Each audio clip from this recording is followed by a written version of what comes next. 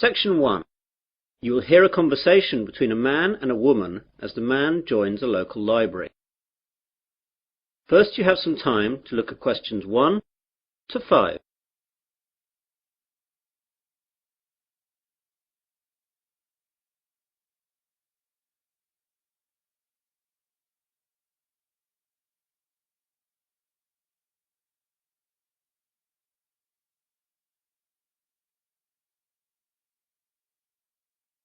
You will see that there is an example. This time only, the conversation relating to this will be played first. Hello, I'm new in the area and I'd like to join the library, please. That's no problem. Let me get an application form. Here we are. Now, all we have to do is fill this in and then I'll get you to sign it and you'll be a member. Great.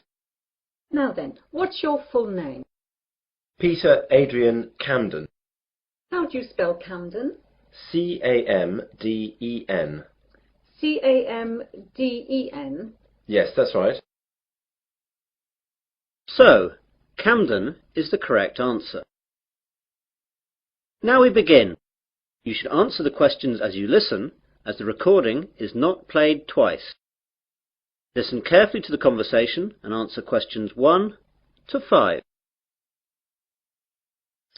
Hello, I'm new in the area and I'd like to join the library, please. That's no problem. Let me get an application form. Here we are.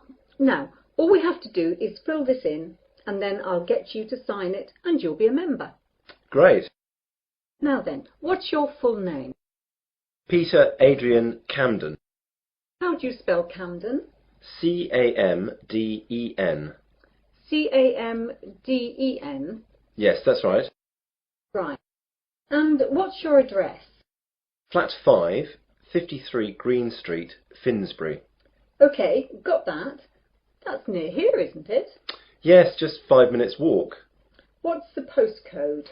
7424. 7434. Got that now. Now, can you tell me your date of birth? 8th of July 1976.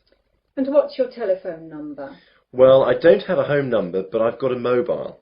That'll do fine. It's 06634 982 746. Did you get that? Some of it. Can you say it again? The code's 06634 and the number's then 982 746. Right. That's almost it. Now I need some kind of identification to prove where you live. Do you have a driving licence or a passport or anything like that? I'm afraid that everything I have has got my old address on it. Do you need it now? No, not now, but you won't be able to take anything out until we see that. Wait a minute. I've got a letter addressed to me here that arrived this morning. Will that do? Oh yes, that's a good idea. That will be fine. Let's look. OK, well that's finished. Before the conversation continues, you have some time to look at questions 6 to 10.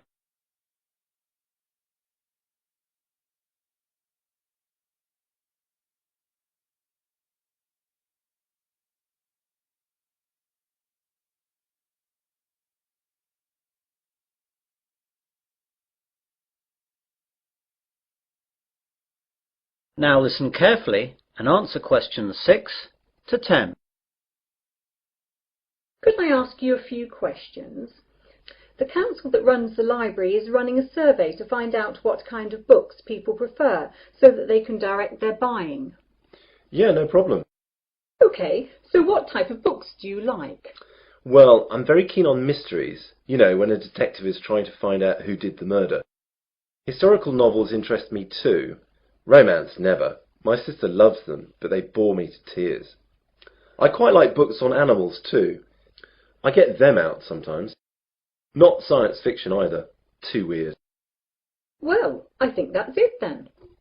Good. Oh, do you charge anything? The library is free unless you want to rent out some of our videos or DVDs. How much is that?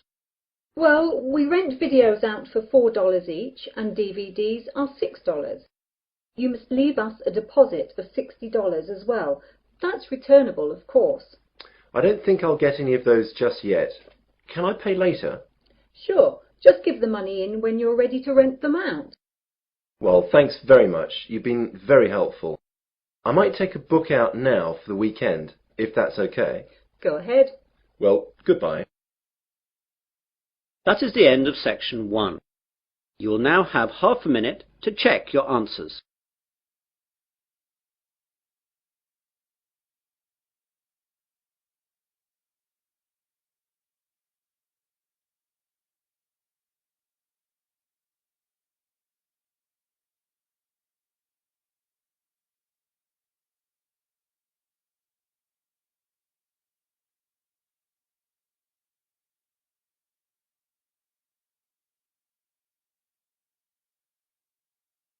Now turn to section 2. Section 2.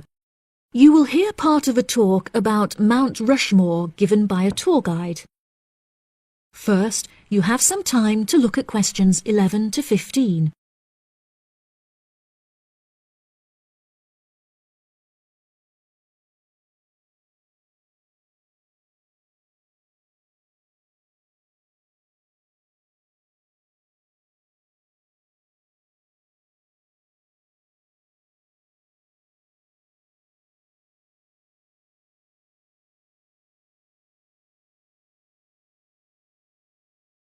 Now listen carefully and answer questions 11 to 15. Good morning, everybody, and welcome to Mount Rushmore. To start your visit, I'm just going to give you a brief account of the history of the memorial before letting you roam about on your own. I won't keep you long, okay? Mount Rushmore is South Dakota's top tourist attraction and features the heads of 4 United States presidents: George Washington, Thomas Jefferson, Theodore Roosevelt, and Abraham Lincoln. Each head is 18 meters tall, which is taller than the heights of 11 people combined. The sculptor initially wanted to depict the presidents from head to waist, but due to a lack of funding, the construction had to stop before this vision could be realized. In total, it cost the government $1 million to sculpt the heads at Mount Rushmore. Before the construction of the presidents' heads, the mountain was just bare rock and forest, attracting only a few hikers a year. The new carving at Mount Rushmore has become an iconic symbol of presidential greatness and has appeared in works of fiction and other popular works. The sculpture has also worked perfectly as a way to develop tourism, which was its intended purpose, and now attracts over 2 million people a year. The original plan was to carve the presidents' faces into the granite pillars known as the Needles. However, the sculptor soon realized that these rocks were too eroded and delicate to support such a large sculpture. Instead, he chose to locate the carving at Mount Rushmore due to its grand appearance and brightly lit rock faces that experience maximum exposure to sunlight throughout the day as a result of the southeast orientation. Upon seeing Mount Rushmore, the sculptor declared, "America will march along that skyline." The name of Mount Rushmore also has an interesting history. The location was originally known as the Six Grandfathers. However, during an expedition in 1885, the mountain was renamed after Charles E. Rushmore, a prominent New York lawyer who joked that his annual treks to the mountain had earned him the right to have it named after him.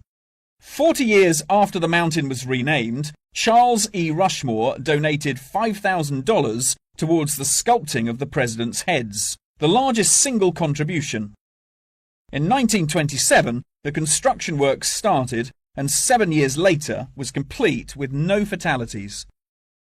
So that's the history for you. If you'd like any more information, please feel free to ask me questions, or you can soak up the information from our fantastic guidebook. Before you hear the rest of the talk, you have some time to look at questions 16 to 20.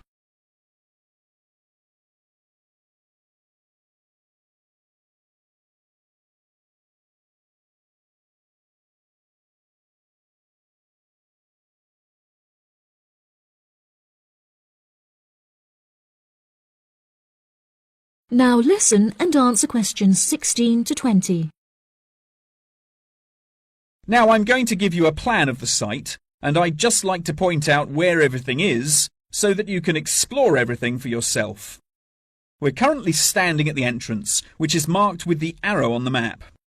If you follow the trail up to our left, you will find the information centre.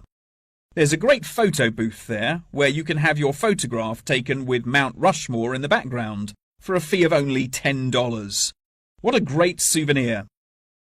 In front of us is the refreshment centre, where you can help yourselves to coffee, locally grown tea, and a delicious selection of cold drinks and biscuits. Be sure to stay hydrated as it can get really hot up here. To our right, not far up the trail, is the gift shop. Here we sell copies of the guidebook, and it's also the perfect place to pick up some small souvenirs for yourself, your family and friends. Now, further up the trail, behind the gift shop, is a big stone building with a workshop. This is where all of our souvenirs are made by hand, which you can purchase in the gift shop, like I said before. Some are even carved from pieces of rock taken from Mount Rushmore itself.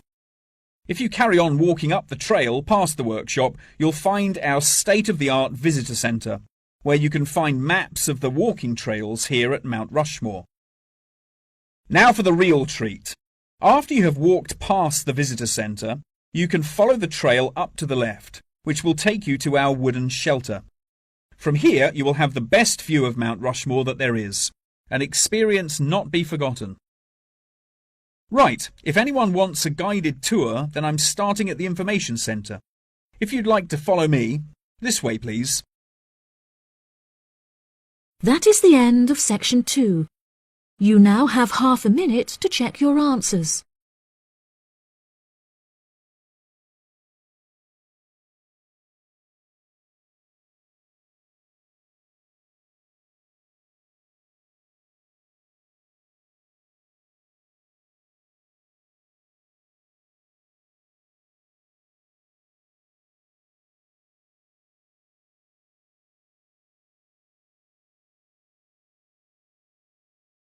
Now turn to section 3. Section 3. You will hear a student called Tina asking Professor Van Diezen for advice on choosing courses. First, you have some time to look at questions 21 to 26.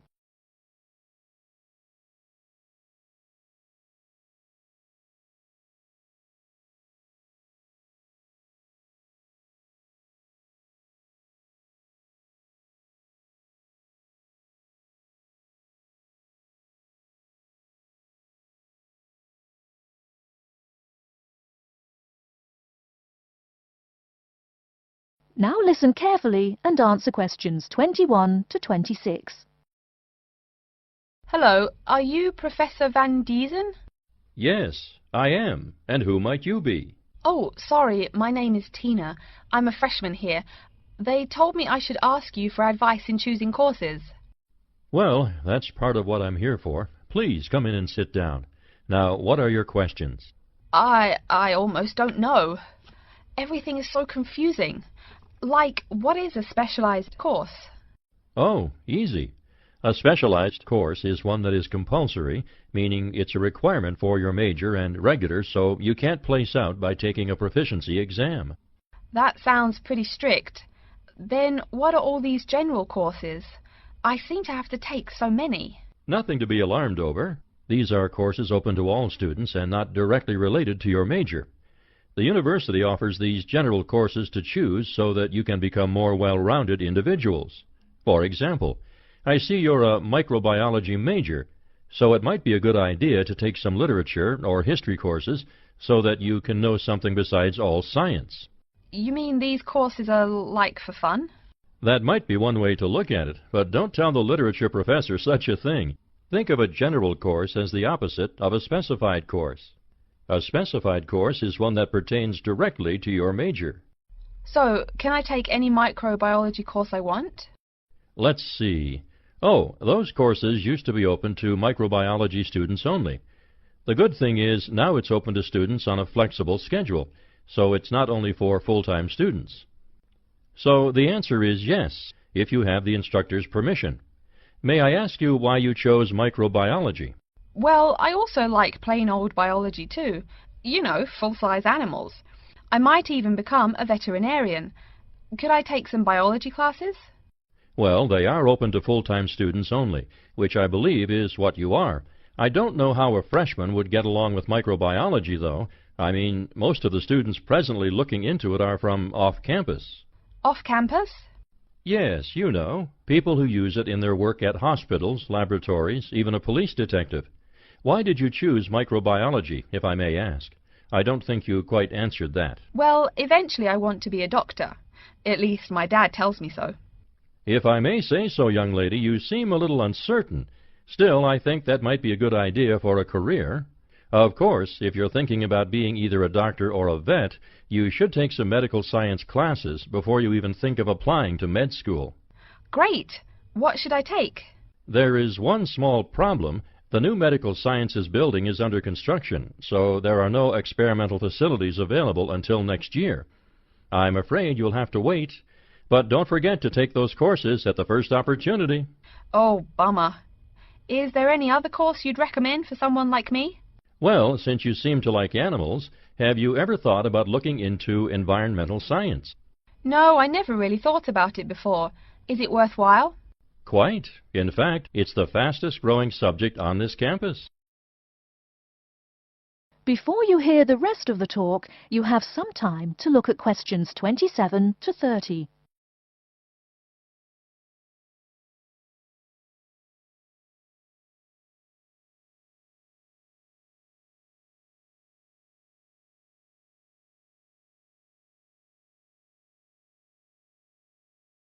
Now listen and answer questions 27 to 30. I'm sorry, I couldn't help noticing the long list of classes you've written out there. May I have a look? Oh, sure. Medical science, statistics, laboratory techniques, medicine, mathematics, computing. My, a bit of everything here. Is it too much? For your first semester, yes. What I suggest is starting out by taking the compulsory courses. Like we said before, the medical science can wait. Consider taking that in your sophomore year. I think I'd put off computing, too. I recommend to all freshmen that I talk to get the compulsory mathematics out of the way as early as possible, so take that one. It'll be one less difficult course you have to focus on when the science lab opens next year, and you have to catch up on classes like laboratory techniques. Your major also requires statistics, so you have to balance 2 math classes, and no doubt you should take that. Otherwise, get your required medicine course out of the way by taking something theory-based. Oh, of course, and your environmental science class, if you're interested. The others can wait, though I think computing is definitely a good idea, even though it's not required. I see, too, on your paper there, you seem to have had high marks on the entrance exam. Yeah, I guess so. Don't be shy. Have you thought about applying for a scholarship? Do they have any? I mean, my dad is always complaining about how much money it costs him. In your department, there are actually 3 full scholarships available. They cover tuition and provide $1,500 cash. $1,500 cash? Party! Please, miss, the money is intended more as a textbook allowance, not party money. If you promise to behave, I'll show you how to apply. Great, and thanks. That is the end of section 3. You now have half a minute to check your answers.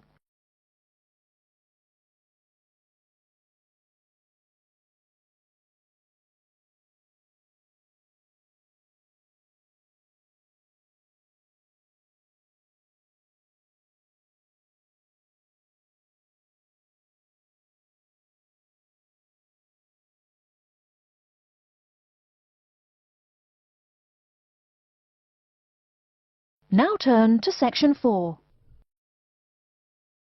Section 4. You will hear part of a lecture about urban migration.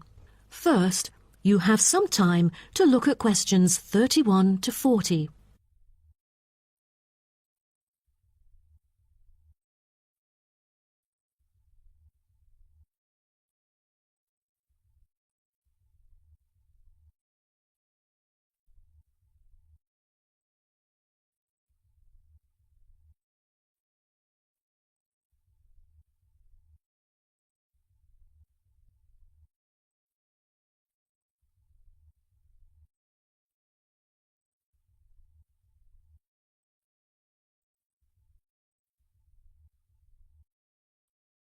Now, listen carefully and answer questions 31 to 40.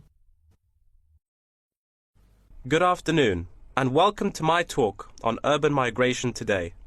The world has experienced unprecedented urban growth in the recent decades. As much as 3% of Earth's landmass has been urbanized, an increase of at least 50% over previous estimates. Today, people living in cities already outnumber those in rural areas, and the trend does not appear to be reversing. In addition, cities have larger amounts of carbon consumption than rural areas. This is a result from two major aspects. First, with the increase of urban population around the world, the massive construction of urban infrastructure and residential housing is hard to avoid. Second, urban households have a higher rate of car ownership and use more gasoline products.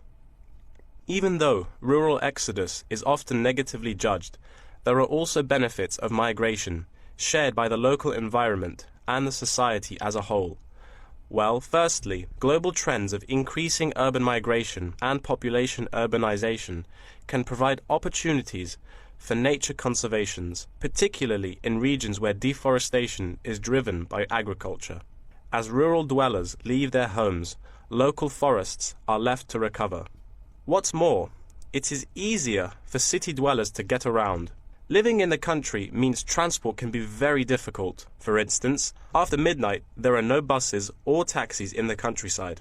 However, there is still a number of public transport modes to choose from in the city. Finally, with more funds and advanced technology, cities endeavor to produce clean energy. New power plants have been built to take harmful methane gas created by the decomposition of rubbish and convert it into electricity. By doing so, an important greenhouse gas is turned into useful energy rather than being directly emitted into the atmosphere. The hustle and bustle of city life offers women the opportunity to explore different professions and pursue their own careers. Women in cities work as engineers, managers, and even football players.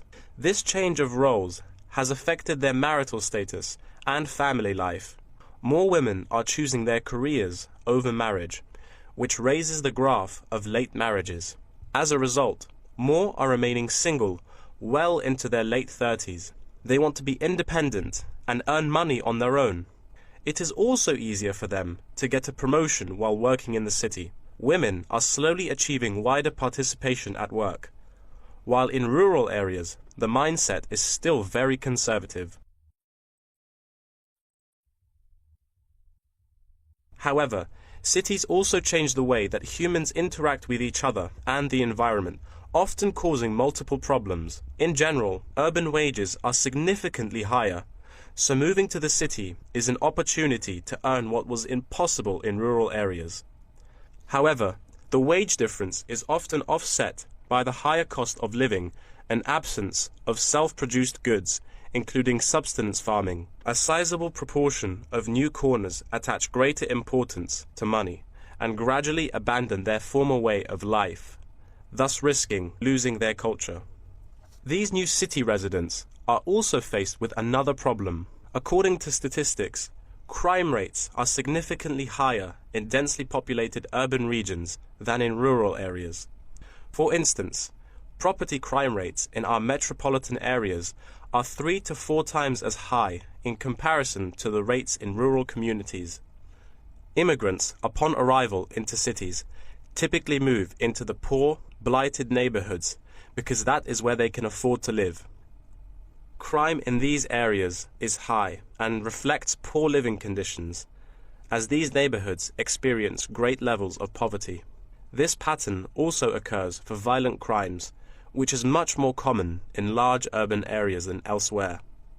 In addition, traffic congestion and industrial manufacturing are prominent features of the urban landscape, which take their toll on the natural environment and those who depend on it. Air pollution from both cars and factory emissions affect the health of countless urban residents. Rural to urban migration can boost the urban economy.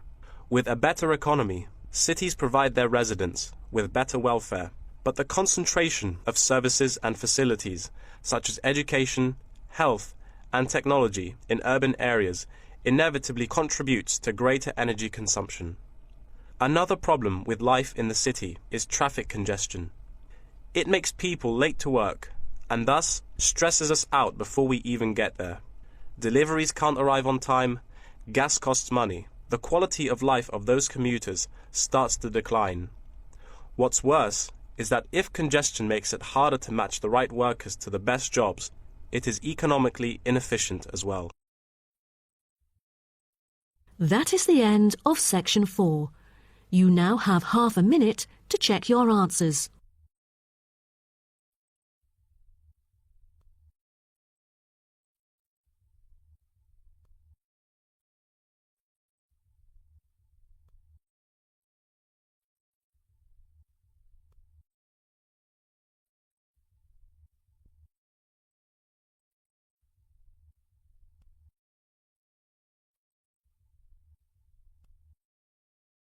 That is the end of the listening test.